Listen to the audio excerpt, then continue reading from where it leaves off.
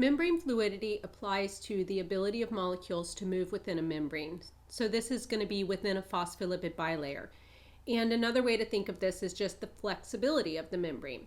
And so there's a number of principles that are going to determine the fluidity of the membrane. One of the things is just what molecules compose the membrane. We've already talked about the fact that the membrane contains phospholipids, but the nature of these phospholipids, their tails, is going to affect the membrane and how fluid it happens to be. So for example, we can have saturated fatty acid tails. And if we have saturated fatty acids, if you recall, saturated fatty acids tend to be solids at room temperature, or they tend to pack more tightly together. And if you look at this membrane here and we just point out some of those different phospholipids that are going to be able to pack a little tightly together or more tightly together, notice that ones like these over here, these that I'm shading, these are packing closer together because these are going to be your saturated fatty acid tails and they're very flexible. And so most of the ones that I do have drawn on here are going to be saturated fatty acid tails. If we think about the unsaturated fatty acids just as contrasting molecules, the unsaturated fatty acids, those happen to have the double bonds in the tails, and those tend to be liquids at room temperature.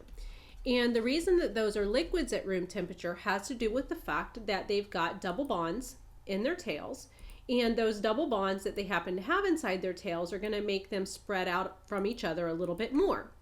So if we look right here, notice that we've got some molecules that have these kinks or these bends in their fatty acid tails. And so I'm just shading those kind of lightly here. And if you look at them, notice how they kind of push this membrane out a little bit so that things are spread a little further apart from each other.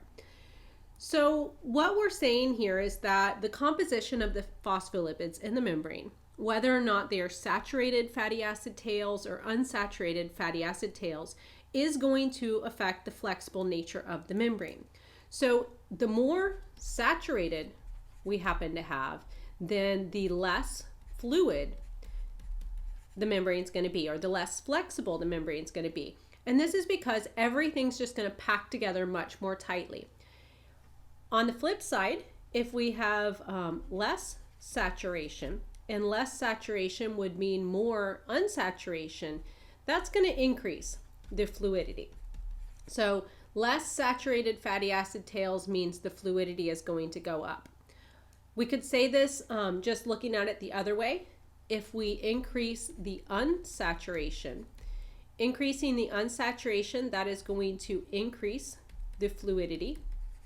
And if we decrease the amount of unsaturation, that would decrease the fluidity. So those are just two different ways of looking at it.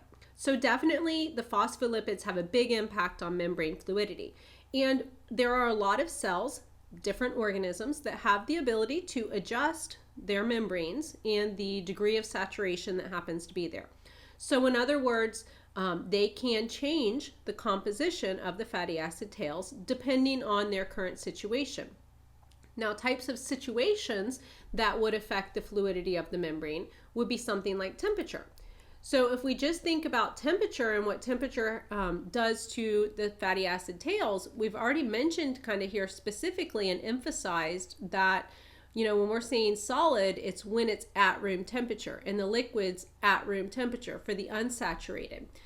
But if you increase the temperature, even the saturated fatty acids, those will melt. So if you increase the temperature, you're going to increase the fluidity of a membrane.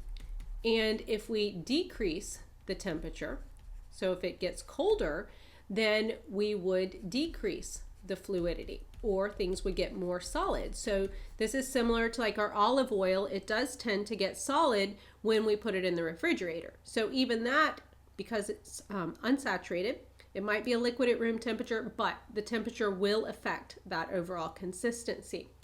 So depending on the temperature that an organism is subjected to, they would have to make adjustments in their membrane composition to make sure that that membrane maintains the right level of fluidity. One thing we do want to emphasize here is that there is a balance between how fluid it is. So between being able to move around, so this would be the molecules inside the membrane. They have to be able to move around some, but we have to maintain the overall structure. So what that means is that we can't have the whole membrane melt. So if things were to become too fluid would be liquid, and that would be falling apart. So we need our membrane to stick together. It's sticking together with those hydrophobic interactions, but at the same time, we want things to be able to move. And when they move, we're talking about molecules being able to move laterally, and that's within the same layer. So these phospholipids here can kind of flow around and move this direction and that direction. That would be within the same layer. Same thing with the protein. We want it to be able to move around. That's going to be very important for various cell communication mechanisms and just interactions between cells.